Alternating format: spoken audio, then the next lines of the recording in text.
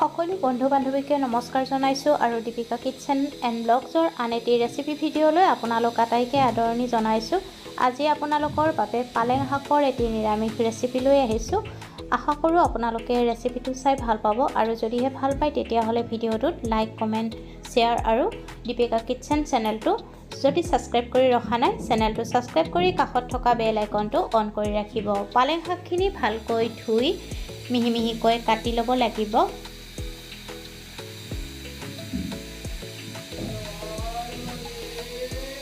বেঙেনা আলু আৰু মূলাও জোখত কাটি ল'ব।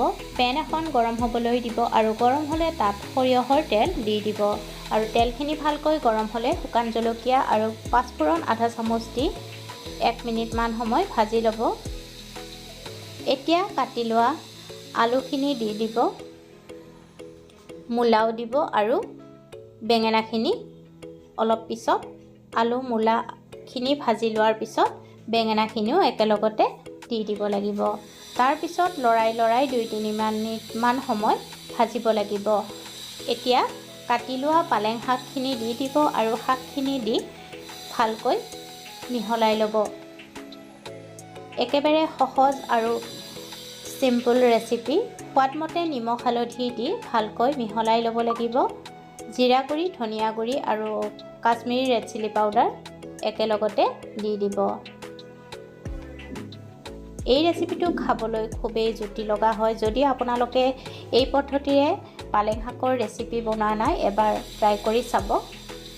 আলু আৰু মূলাখিনি সিজি গ'লে তাত ৰুকি লোৱা আদা আৰু অলপমান ঘিউ দি দিব আৰু ভালকৈ মিহলাই গেছৰ জুই নুমুৱাই গৰম গৰম ভাতৰ লগত পৰিৱেশন কৰিব।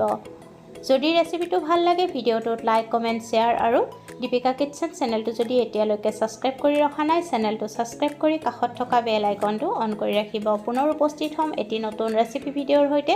আজিলৈকে আহিলোঁ। ভিডিঅ'টো শেষলৈকে চোৱাৰ বাবে বহুত বহুত ধন্যবাদ জনালোঁ।